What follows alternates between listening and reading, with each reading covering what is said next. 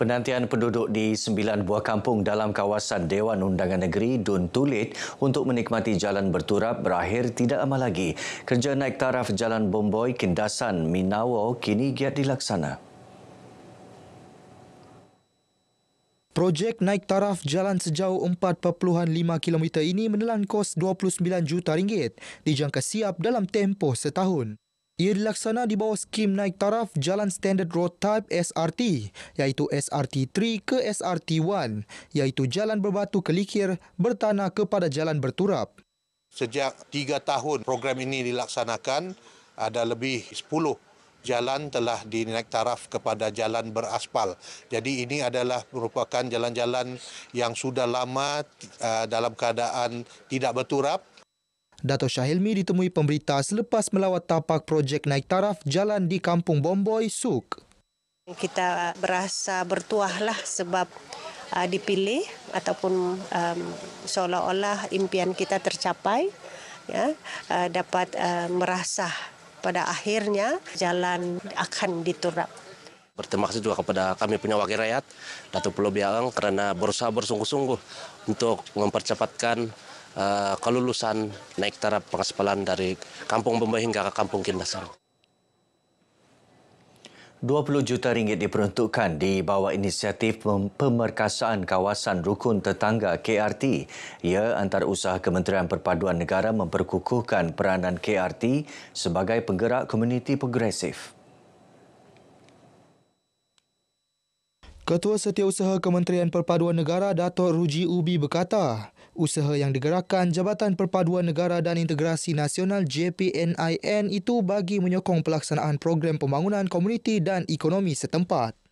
Saya cuba perbanyakkan lagi sebab setiap KRT ini sebenarnya kalau mereka aktif, mereka akan mendapat grant tahunan daripada kementerian sebanyak RM6,000.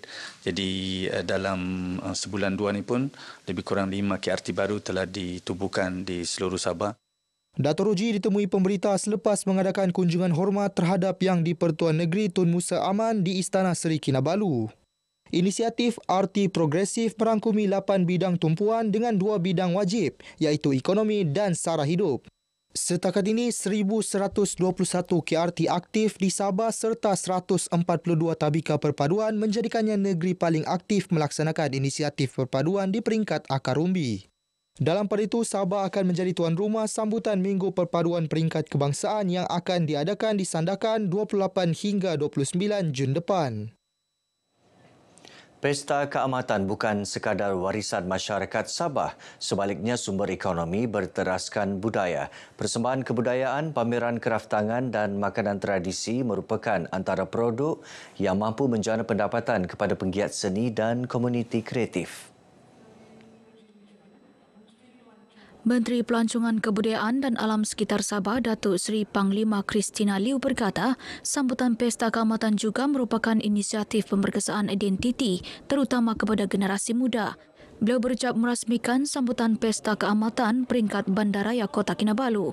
Sementara itu, Mayor Bandaraya Kota Kinabalu, Datuk Seri Dr. Sabin Samita berkata, DBKK sentiasa memperkasa budaya tempatan sejajar pembangunan inklusif dan mampan. Tati Ivanati Sani dinobatkan sebagai unduk ngadau di BKK sekaligus membawa pulang wang tunai RM12,000 serta beberapa hadiah iringan.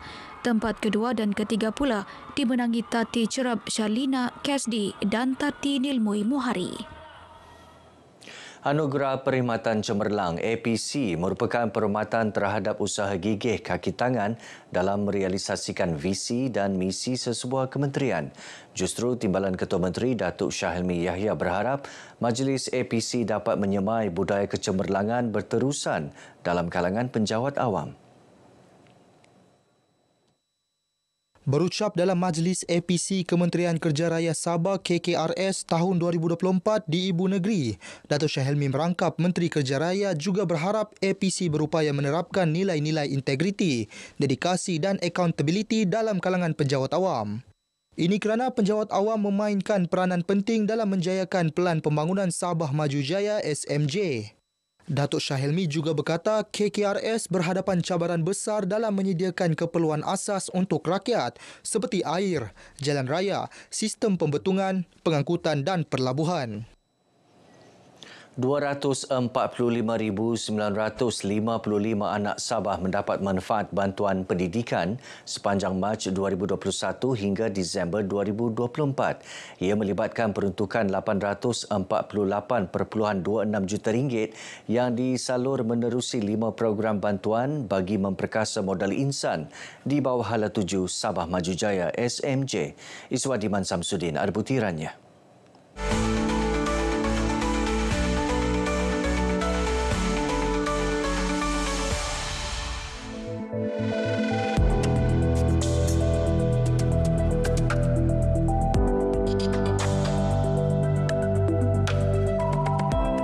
Kita telah ambil kira semua keperluan terutama keluarga yang miskin bagi membolehkan mereka meneruskan pendidikan dari peringkat rendah kepada peringkat menengah sampailah ke peringkat tertiary iaitu universiti. Usaha membangunkan modal insan di bawah aspirasi SMJ dijayakan menerusi 4 program bantuan pendidikan. Manakala tahun ini RM75.5 juta diperuntukkan untuk bantuan pendidikan menerusi 13 inisiatif. Kalau dulu kita macam kekurangan sedikit bantuan pelajaran, tetapi dengan usaha agresif daripada pihak kerajaan negeri sendiri dengan peruntukan 75.5 juta ini, ianya mampu menyuntik semangat para pelajar. 3, 2, 1. Sumbangan mahasiswa pengajian tinggi dalam negeri Sentosa antara bantuan yang telah memberi manfaat kepada ramai pelajar Sabah. Setakat Januari hingga awal Mei ini, lebih 15,000 pelajar telah menerima bantuan ini. Terima kasih kerajaan kerana memberi kami sumbangan Sentosa ini, dan sumbangan ini sangat membantu kami lah. Terima kasih kepada kerajaan Sabah kerana menyalurkan sumbangan Sentosa kepada kami, pelajar IPG Gaya.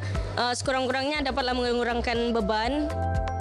Harapan saya untuk inisiatif ini diharapkan ianya dapat diteruskan kerana ini merupakan satu inisiatif yang amat baik kerana ianya mampu membantu pelajar itu dalam melanjutkan pelajaran. Selain bantuan pendidikan, beberapa inisiatif lain turut diperkenal bagi membantu pihak sekolah dan institusi pendidikan.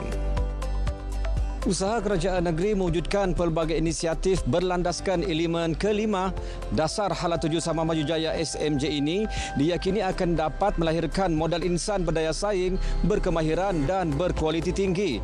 Hanya menerusi ilmu pengetahuan, kemahiran dan pendidikan tinggi, anak-anak ini kelak dapat menyumbang kepada pembangunan masyarakat dan negeri ini. Iswadiman Syamsuddin, RTM.